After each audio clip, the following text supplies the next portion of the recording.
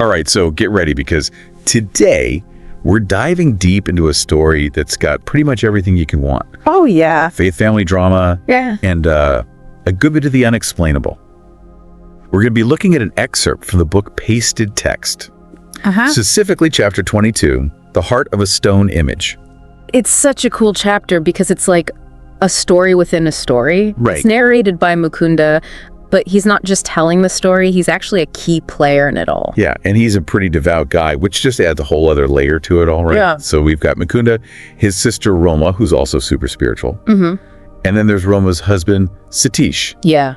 Let's just say Satish isn't exactly the one leading the chants at the temple. I can just imagine what those family dinners were like. Right. Can you imagine Mukunda talking about his latest spiritual experience and Satish is just like, oh, whatever. Totally. Pass the potatoes. And Roma's just there in the middle. Yeah. She wants her husband to connect with his spiritual side, and so she goes to her brother for help. Who hasn't been there, right? Like, we all. wanting a little divine intervention in our family. Exactly. Just a little bit. So Mukunda comes up with this plan, a family trip to the Dakshineswar Kali temple.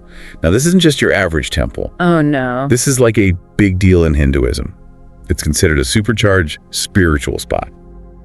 It's where Sri Ramakrishna Paramahansa had all these visions and profound experiences. Oh, wow. So people, put yourself in Satish's shoes for a second. The resident skeptic, Right. you're getting dragged to this temple that's basically vibrating with spiritual energy. This place where saints have had visions.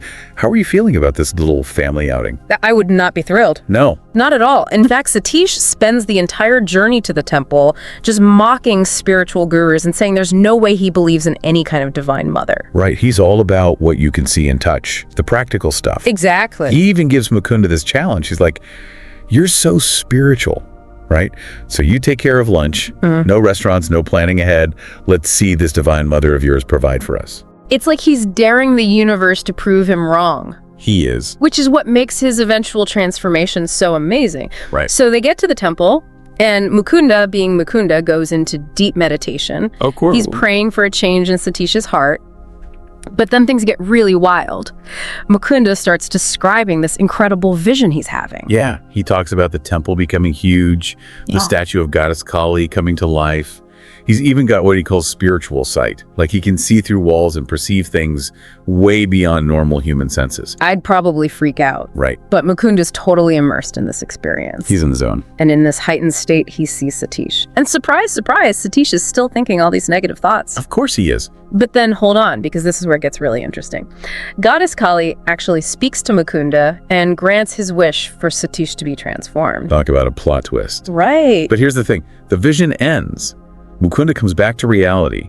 And Satish, still the skeptic, is fuming. He's like, where's this lunch you promised? Remember, he's putting all his faith in Mukunda's practical arrangements, not some divine intervention. Totally. And Mukunda, now filled with this crazy faith, after what he just went through, simply says, Divine Mother will feed us. Wow.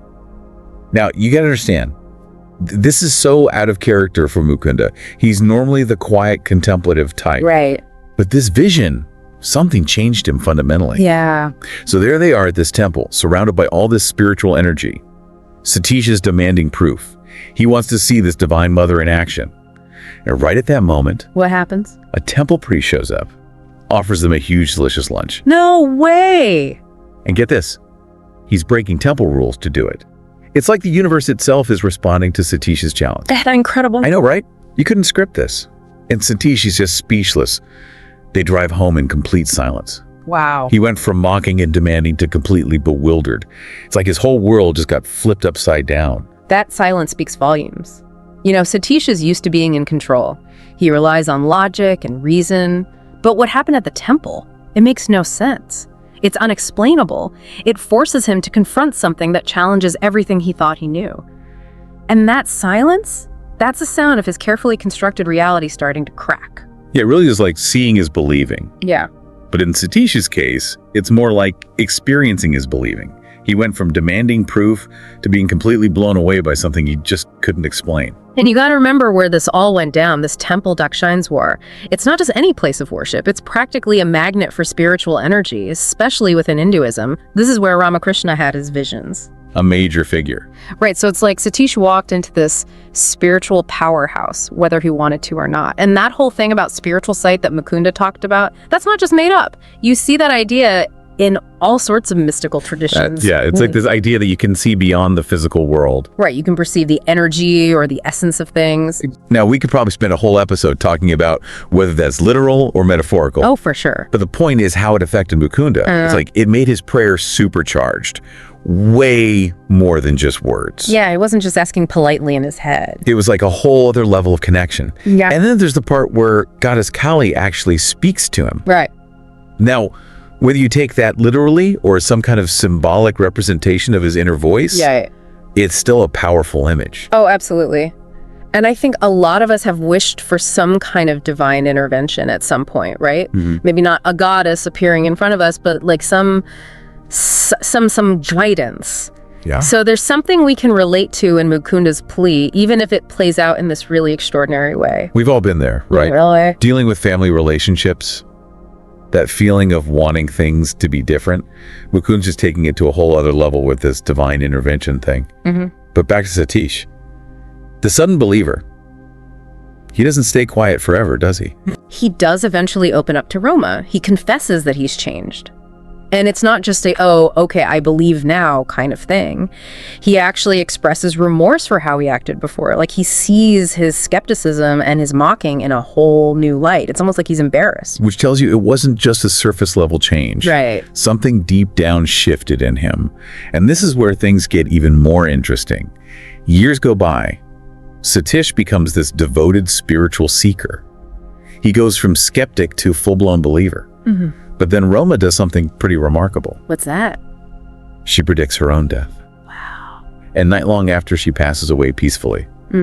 This adds a whole other layer to the story, right? Definitely. It brings up all these ideas about premonitions of fate, to that thin veil between life and death that we've talked about before. It makes you wonder how much control we really have over our own destiny. Was Roma just intuitive, or was there something more going on? And Satish's reaction to her death is just as interesting. He's heartbroken, of course. Yeah. But he also declares that he'll be joining her soon. And the crazy thing is, even though he was perfectly healthy, he dies shortly after. That's intense. It's like his connection to Roma was so strong that it went beyond the physical world. Like his love and his grief were so powerful that they somehow bridged the gap between life and death. Makes you question what we really know about those kinds of bonds. It's kind of spooky, right? Yeah. This whole story is full of layers. Faith versus skepticism, the power of sacred spaces, this connection between life and death, and this love story that seems to defy the laws of nature. So many layers. It reminds you that reality is so much bigger than what we can see and touch. There's stuff out there, whether call it spiritual or energetic or just plain mysterious, it's there. Okay, so before we wrap this up, I'm curious, what's standing out to you the most? What are your thoughts?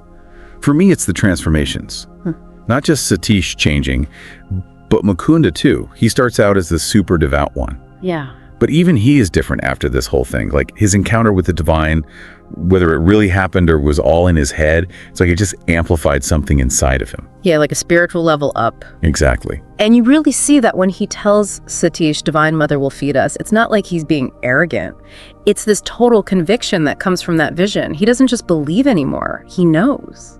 And that brings us back to the whole idea of sacred spaces. We were talking about how important this temple is in Hinduism, but think about it more broadly.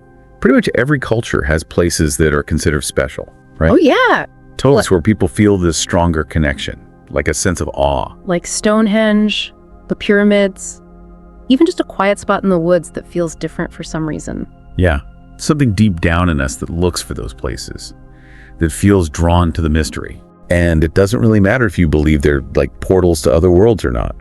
They clearly have power. Even over the skeptics, Satish walked into that temple making fun of the whole thing. Right. But he walked out a changed man. It makes you wonder what it is about those places. Is it some kind of energy, the history, the fact that so many people believe in them? Or is it something inside of us that gets switched on when we're in those environments? Maybe it's both. Like the place itself has this certain vibe, but it also takes us being open to it. You know, stepping outside of our normal way of looking at things. And Satish, as stubborn as he was, something cracked him open at that temple. It's like that saying, the teacher appears when the student is ready. Maybe those sacred spaces are always there, but we only really experience them when we're ready for what they have to offer. Okay, so we've got this wild story about faith and transformation and this love that seems to reach beyond death itself. But what does it all mean for the rest of us? The listeners. We might not be having visions of goddesses or anything, but are there things you can take away from all of this? I think so, for sure. First, it reminds us that there's more to reality than what we usually see and touch. Whether you call it spiritual or energetic or just plain weird, there's something more going on. And that connects to being open to change. Satish didn't gradually transform. It was this sudden shift. And while that might not be everyone's experience, it shows that change can happen in ways we totally don't expect, even when we're fighting it. It also makes you think about the power of belief, not just in the religious sense, but the power of being certain, of expecting something to happen. Mukunda's absolute faith that Divine Mother will provide, it seems like it actually influenced what happened. Right. It makes you wonder how much our thoughts and beliefs shape our reality. We tend to focus on the practical stuff, the how of things. But maybe there's more to it than that. And I think the last takeaway is how powerful love can be. Satish and Roma's connection. The way it seemed to overcome death, it's really moving. It suggests that those bonds we make, the love we share, it has a power that goes way beyond anything we can understand. That's a beautiful thought to end on. But before we go, I want to leave you, the listener, with one last question to think about.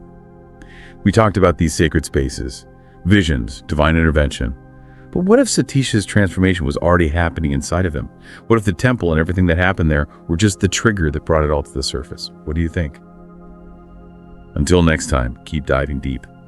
Thank you for listening till the end. Please subscribe, turn on the notifications, like, comment, and share with your friends. This will help more listeners to discover our channel and content.